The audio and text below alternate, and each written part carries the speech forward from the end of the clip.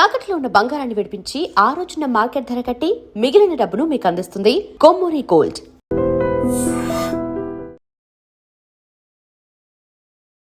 Ladies and gentlemen, welcome to iDream media. నేను Priyadarshan. So నాతో పాటు ఒక ఫేమస్ కొరియోగ్రాఫర్ ఉన్నారు. ఆయన స్మైల్కి అందరూ అభిమానులు అనమాట. ఆయన జడ్జ్మెంట్ ఇచ్చారంటే ఆయన ఒక చిన్న క్యూట్ స్మైల్ ఇస్తారు. ఆయన డ్యాన్స్ పర్ఫార్మెన్స్లు కూడా అలాగే ఉంటాయి. మాస్ రగ్గుడు అలా కాకుండా మోస్ట్ స్టైలిష్గా చాలా బాడీ హీరోల బాడీ లాంగ్వేజ్ని అర్థం చేసుకుని వాళ్ళ గ్రేస్ని ఎలివేట్ చేస్తూ ఉంటాయి అనమాట. సో రఘు మాస్టర్ మనతో పాటు ఉన్నారు, మాట్లాడదాం. మాస్టర్ నమస్తే. హలో, బాగున్నారా master? Super. First of all congratulations master. Me show మళ్ళీ మీకు షోలు కొత్త కాదు, బట్ ఈ షోకి మీరు కొత్త. మీ షో మంచి టీఆర్పీ వస్తుంది, ఆటా షో. అవునవును, అంటే పర్ఫార్మెన్సెస్ అన్ని బాగున్నాయి. షో ఇస్ కంప్లీట్, కంటెంట్ అంతా కూడా super. So compare to D, అంటే డి కూడా చాలా ఫేమస్, బాగా హిట్ అయిన షో. సో దాంతో కంపేర్ చేస్తే దీనిలో ఉన్న వేరియేషన్, దీనిలో ఉన్న డిఫరెన్స్ ఏం లేదు. నేను D3 అప్పుడు చేసినప్పటికీ ఫార్మాట్స్ చాలా మారుతుంటాయి కదా. అంటే ఇప్పుడు మోర్ దెన్ అంటే డాన్స్లో ఎంటర్టైన్మెంట్ కూడా యాడ్ అయింది. అప్పుడు ఓన్లీ ఏంటంటే సీరియస్ నోట్లో ఓన్లీ డాన్స్ అండ్ జడ్జ్మెంట్ ఉండేది. ఇప్పుడు కొంచెం ఫన్ కూడా యాడ్ అయింది, దాంతో ఫుల్ ఎంటర్టైన్మెంట్. సో ఇలాంటి షోల్లో పార్టిసిపేట్ చేయడం వల్ల మీ కామెడీ టైమింగ్ కూడా ఏమైనా ఇంప్రూవ్ అవుతూ ఉందా మాస్టర్? ఆఫ్ కోర్స్, అదే అంటే రిలాక్స్డ్గా ఉంటుంది. అట్లాంటి యూనో సీరియస్గా ఉండకుండా ఒక చిన్న ఎంటర్టైన్మెంట్, అది మనకు మధ్య మధ్యలో రిలాక్సేషన్ ఇస్తూ ఉంటుంది. బాగుంటుంది, ఆడియన్స్ కూడా బాగుంటుంది, మనకు బాగుంటుంది. ఈవెన్ అంటే ఓంకార్ గారు ఆట కూడా ఉంది ఎప్పుడో. అవి ఏంటంటే మనకు మొత్తం సీరియస్ నోట్లో ఒకరికొకరు ఛాలెంజ్ చేసుకుంటూ చాలా సీరియస్ నోట్లో నడిచేది. ఇప్పుడు మొత్తం ఎంటర్టైన్మెంట్ చాలా ఆల్మోస్ట్ ఆట, అది ఆ ఆట వేరే, ఈ ఆట వేరే కంప్లీట్ గా. అంటే ఇది కంప్లీట్ ఎంటర్టైన్మెంట్ తో పాటు డాన్స్ కూడా అంతే ప్రొఫెషనల్ గా. సో నిహారిక గారు, ఆవిడ విజన్ మీకు ఏమనిపించింది ఇప్పుడు ఈ show? Niharika, I think she is very good in judging. అంటే తన వే ఆఫ్, నేను అబ్జర్వ్ చేస్తుంటాను కదా, తన జడ్జ్మెంట్ కూడా చాలా బాగుంటుంది. బ్యూటిఫుల్ గా చెప్తుంది, చాలా డిప్లొమాటిక్ గా, ఎవరిని డిస్కరేజ్ చేయకుండా ఎంకరేజ్ చేస్తూనే తను పిక్ చేసే పాయింట్స్ కూడా చాలా బ్యూటిఫుల్ గా ఉంటాయి. అండ్ తన జడ్జిమెంట్ సూపర్. సో యాక్చువల్లీ మీరు టెక్నికల్ జడ్జ్ హోల్, అంటే ఇంకా మెయిన్ అలా అని ఏముండదు టెక్నికల్ జడ్జ్ అని. ఇప్పుడు ఒకసారి వాళ్ళు చెప్పే పాయింట్స్ కూడా వ్యాలిడ్ పాయింట్స్. అన్నిసార్లు డాన్స్ గురించి చెప్తూ ఒకసారి మధ్య మధ్యలో కొన్ని అంటే కాస్ట్యూమ్ గురించో లేదంటే కాన్సెప్ట్ గురించో కూడా జడ్జ్ చేయొచ్చు దాంట్లో. అంటే డాన్స్ మాస్టర్ ఉంటే టెక్నికాలిటీసా అనేది ఒక 1 పాయింట్ ఎక్కువ ఉంటుంది కానీ, బట్ జడ్జింగ్ అనేది అందరికీ రాదు కదా. సో ఆ వర్షన్ని ఒక నలుగురు ఒక ఎపిసోడ్లో ప్లే చేస్తున్నారంటే ఆ నలుగురికి జడ్జ్మెంటింగ్ అది చాలా మొనాటనీ లేకుండా, వాళ్ళను అట్లానే నొప్పించకుండా వాళ్ళకి ఎంకరేజ్మెంట్ ఇస్తూ అలా చెప్పడం అనేది ఒక ఆర్ట్ అది. సో అలాంటి దాంట్లో నిహారిక గారు super. She is very good in judging. Even Radhika గారు విషయం, రాధిక గారు ఇంకా చెప్పాల్సిన పని. తన ఎక్స్పీరియన్స్ బట్టి, తనకున్న ఎక్స్పీరియన్స్ బట్టి తను పర్ఫెక్ట్ గా ఎలా త్రో చేయాలి ఏంటి అనేది పర్ఫెక్ట్ తెలుసు. అది సో హోల్లీ ఇదంతా వింటుంటే బయట మీకు అయితే మంచి హ్యాపీగా అనిపిస్తుంది. వెరీ హ్యాపీ పార్టిసిపేట్, చాలా చాలా హ్యాపీ. నేను ఇన్ని షోస్ చేస్తున్నా, అందులో నాకు ది బెస్ట్ షో ఇది. చాలా బ్యూటిఫుల్ గా. సో మోస్ట్లీ అందరికీ తెలిసింది ఏంటంటే ఉప్పెనంత ఈ ప్రేమకి మీకు పెద్ద అది మంచి బ్లాక్ బస్టర్ ఇచ్చింది అప్పుడు. బట్ మీకు పర్సనల్లీ మీరు చేసిన కొరియోగ్రఫీ అన్నిట్లో పర్సనల్లీ మోస్ట్ ఫేవరెట్ ఏంటండి? నాకు అట్లే లేదు, నాది అన్ని కూడా. ఇప్పుడు హాయ్ నాన్న ఉంది, ఆ పాట మీకు తెలిసిందే అనుకుంటా. ఏం పాట? సమయమా. సో ఇవన్నీ సూతింగ్ సాంగ్స్. అంటే మీరు లైఫ్ టైంలో మెలోడీస్ పెట్టుకొని చూస్తుంటే అదిరిపోతాయి. బాలబాబు గారు నా బంగారు కునా ఆ సాంగ్, అంటే అట్లా వన్ ఆఫ్టర్ ద అదర్. ఇప్పుడు మనకు లక్కీ భాస్కర్ చూసిన అందులో సాంగ్స్. అంటే నా సాంగ్స్ అన్ని కూడా ప్యాటర్న్స్. మరి నేను స్టార్టింగ్లో డాన్స్ చేయలేదా అంటే డాన్స్ చేస్తూ, నాకు ఫస్ట్ ఆర్యా 2 ఏదైతే నాకు ఆ డెబ్యూ వచ్చిందో దాని బేస్ మీద ఇప్పుడు ఒక దాంట్లో హిట్ అయ్యారంటే ఆబ్వియస్గా 2-3 అవకాశాలు కూడా అలానే ఉంటాయి. నాకు అది అతుకుపోయింది ఆ తర్వాత మిర్చి మూవీ రావడం. సో అట్లాంటి కైండ్ ఆఫ్ సాంగ్స్ మేబీ కమర్షియల్గా స్టార్టింగే ఇట్లా కొట్టకుండా స్లోగా సూతింగ్గా హిట్ అయ్యే songs. But most of the songs are hits only. So 90% songs are hits. అలాంటి సాంగ్సే చేశారు. తెలియకుండా గీత గోవిందం కానీ, ఇప్పుడు మీకు గీత గోవిందం అంత పెద్ద హిట్స్, అవి కానీ. సో మీకు ఆ ఏంటిలో జస్ట్ ఆ గెస్చర్ తను ఫాలో అవుతున్నా అదే పెద్ద హిట్. అంటే అంత ఎరగబడి డాన్స్ చేయాల్సిన పని కూడా లేదు. సో అట్లాంటి సాంగ్స్ వల్ల ఏమైందంటే మనకు ఆ సూతింగ్గా ఉంటూ ఆ కమర్షియలైజ్. ఇప్పుడు ఒక సినిమా కమర్షియల్ పార్ట్ అంటే ఈ సినిమా దాటిన తర్వాత రెండో సినిమా వచ్చేసరికి ఇది మర్చిపోతారు, దానికి వెళ్ళిపోతారు. మళ్ళీ ఇది హిట్ అయిందంటే నెక్స్ట్. కానీ నేను చేసిన పాటలు అన్నీ కూడా బై లక్ ఏంటంటే ఆ టైంలో స్పాట్లో కాకుండా అవి లైఫ్ లాంగ్ ఉండిపోయే సాంగ్స్ లాగా ఉంటాయి. సో తెలియకుండా అంటే మీకు దీనిలో వెళ్ళారా మాస్టర్, లేదంటే పర్సనల్ చాయిస్ అని కంప్లీట్ ఏం లేదు. ఇప్పుడు నాకు ఫస్ట్ అవకాశం అల్లు అర్జున్ గారు ఇచ్చినప్పుడు బిఫోరే నేను అసిస్టెంట్ కొరియోగ్రాఫర్గా చేస్తున్నప్పుడే సో తనకి నా డాన్స్ టాలెంట్ తెలుసు కాబట్టి ఒక సాంగ్ ఇచ్చాను. నేను అనేది ఇప్పుడు ఈ కైండ్ ఆఫ్ సాంగ్స్ ఎక్కువగా మీరు చేసి మన చాయిస్ ఏం లేదు, మన చాయిస్ పర్టికులర్గా ఏమి ఉండదు.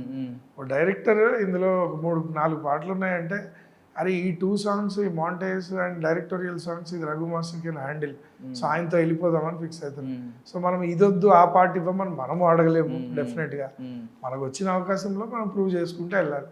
సో ఇదంతా చైన్ ఫాలో అవుతూ ఉంటుంది. ఒకరిని చూసి ఒక సాంగ్ హిట్ అయితే అరే ఇట్లాంటి పాట ఉంటే రఘు మాస్టర్తో చేయించుకున్నాం.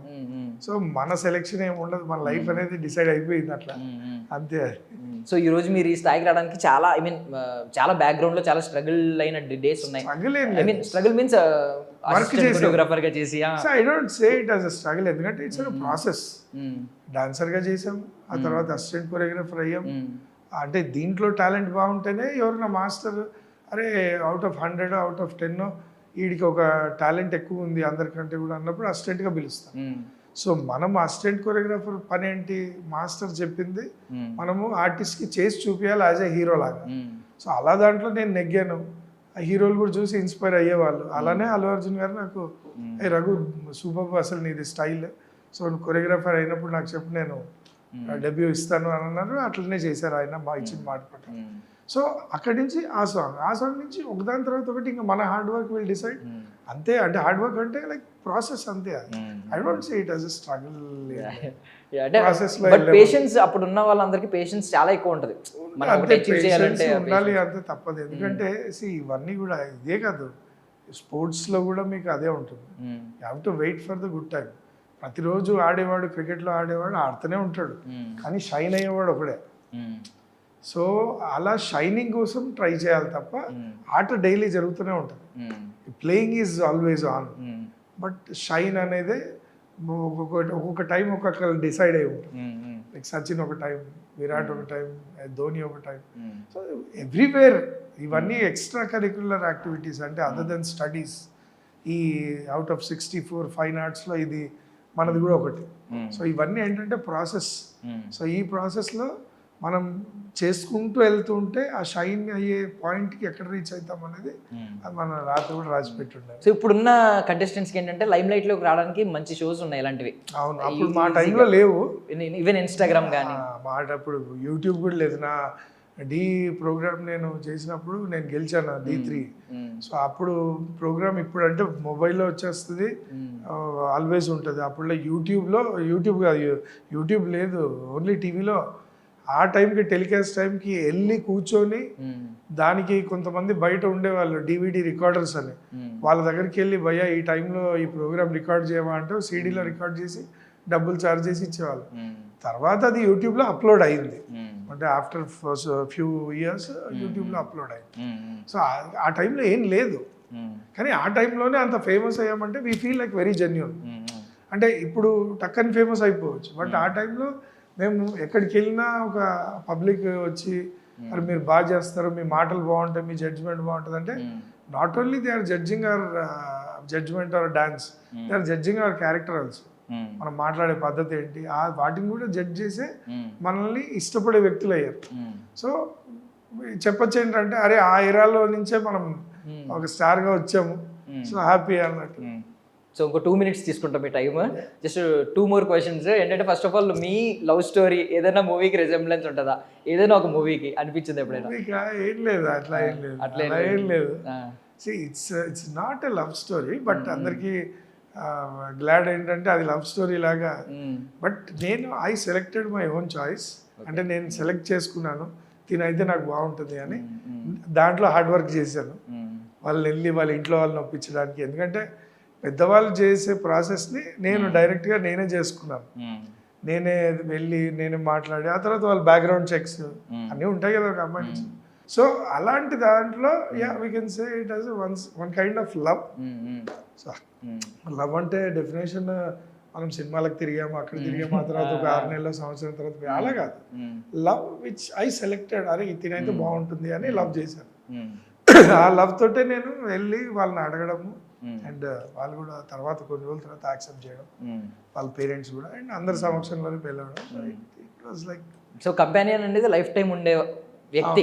సో అలాంటి వాళ్ళని మనకు నచ్చిన వాళ్ళని మనం చేసుకోవడంలో వచ్చే కిక్ ఏంటి సార్? అంతే కదా, ఆ కిక్కే వేరు. ఇప్పుడు నాకు ఇంట్లో వాళ్ళు చదువుకోమంటారు, సరే చదువుతూ ఉంటాము, కానీ మనకి ఇష్టమైంది ఈ డాన్స్ అనేది. సో ఈ డాన్స్లో నాకు ఇష్టమైన చాయిస్లో నేను ఇందులో గెలవగలను అని చిన్నప్పటి నుంచి నేను ఒక సెల్ఫ్ థాట్ తోటి ఎక్కడ కూడా నా లైఫ్ని డిస్టర్బ్ చేసుకోకుండా ఒక పాత వెళ్తున్నప్పుడు ఎక్కడో ఇంట్లో వాళ్ళకి సపోర్ట్ లేకుండానే ఒక ఛాన్స్ కొట్టి ప్రూవ్ చేసుకున్నప్పుడు అప్పుడు వీళ్ళకి నమ్మకం కుదురుతుంది. ఓకే వీడు వెళ్ళే చాయిస్ కరెక్ట్ ఉంది, వీడు దాన్ని పక్కదారులు పట్టించకుండా వెళ్తున్నాడు, సో దీంట్లో కొంచెం ఎంకరేజ్ చేసి మంచి మాటలు చెప్దాం. ఆ మంచి మాటలు చెప్పడం తోటి మనం అలా అలా అలా అని ఇంతవరకు ఈ స్టేజ్ వరకు ఇంత పేరుతో వచ్చాం. సో ఆబ్వియస్గా ఏంటంటే మనకి ఇష్టమైనది కంపానియన్ కానీ మనకి ఇష్టమైన లైఫ్ స్టైల్ కానీ మనం ఎంచుకుంటే డెఫినెట్గా అందులో షైన్ అవుతాం అనేది నా నమ్మకం.